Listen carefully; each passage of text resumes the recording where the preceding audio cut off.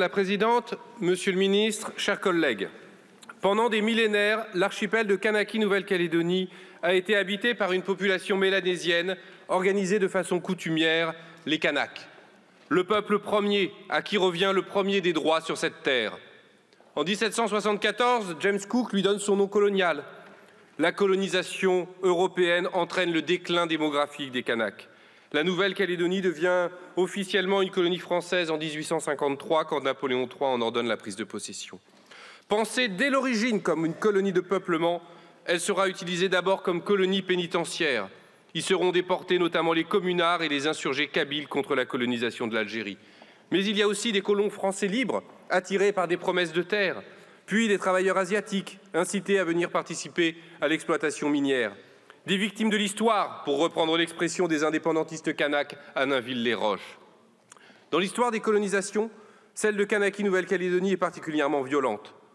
Les autorités y procèdent à des spoliations foncières massives au détriment des chefferies kanaks. L'ignoble code de l'indigénat y est appliqué.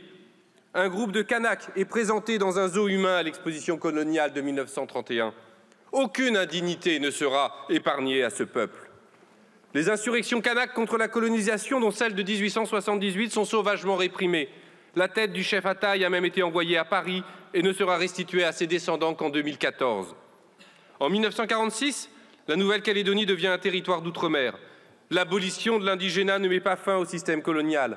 Il faut attendre 1957 pour que le droit de vote universel y soit appliqué. Et en 1972 encore, Pierre Messmer, Premier ministre, ordonne à son secrétaire d'État au Dom-Tom d'organiser, je cite, « l'immigration massive des citoyens français métropolitains pour éviter le danger indépendantiste en améliorant le rapport numérique entre communautés ». La colonie de peuplement perdure, encore et toujours. Ce fait est reconnu par l'ONU. Les accords de paix de Matignon-Oudinot, puis de décolonisation de Nouméa après la guerre civile des années 1980 avaient enfin permis de dessiner un destin commun et de trouver une voie pour l'émancipation des Calédoniens. Le système colonial n'est pas un passé lointain et révolu. Il se matérialise ici et maintenant dans des inégalités économiques, sociales et politiques qui ne doivent rien au hasard. Les principales victimes, jeunes, sans qualification et Kanaks. Fracture sociale et fracture ethnique se retrouvent. 7 chômeurs sur 10 sont Kanaks. 71% des pauvres sont Kanaks. 69% des jeunes sans emploi ni formation sont Kanaks. 90% des détenus de la prison de Nouméa sont Kanaks, alors que les Kanaks représentent 40% de la population calédonienne. Mais quand Emmanuel Macron veut dégeler unilatéralement et de force le corps électoral, c'est l'ensemble de cette terrible histoire coloniale qu'il réactive. Il est le seul et unique responsable de la crise politique, économique et sociale qui nous ramène 40 ans en arrière. Le pays est au bord du gouffre. On craint aujourd'hui des émeutes de la faim.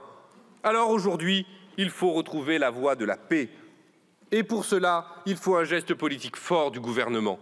Le respect de l'accord de Nouméa, le retour à l'impartialité de l'État, l'assurance que le projet de dégel unilatéral est abandonné définitivement et la libération des prisonniers politiques. La question des prisonniers politiques ne peut pas être éludée en renvoyant à une procédure judiciaire. Quand a-t-on pu imaginer incarcérer à l'autre bout du monde des responsables politiques autrement que dans le cadre d'une justice coloniale? Le président du FLNKS, M. Christian Théin, est en prison à Mulhouse, sous des chefs d'accusation grotesques et au mépris de tous ses droits. La Cour de cassation vient d'ailleurs de le reconnaître. M. Christian Théin sera un acteur incontournable des négociations. Il doit, avec les autres, sortir de prison et pouvoir rentrer chez lui. Le texte examiné aujourd'hui vise à reporter les élections provinciales. Puisque le Congrès calédonien s'est massivement prononcé pour ce report, nous ne pouvons que suivre son avis. Le groupe de la France Insoumise ne s'opposera pas au report des élections. Mais, Monsieur le ministre, la méthode du passage en force est totalement désavouée. Il faut ouvrir une nouvelle séquence politique. Les discussions entre les acteurs calédoniens doivent permettre d'aboutir à un accord global. C'est seulement dans ce cadre d'un tel accord consensuel qu'un nouveau corps électoral serait envisageable pour les élections provinciales dans l'optique de l'émancipation pleine et entière de ce territoire. Je vous remercie.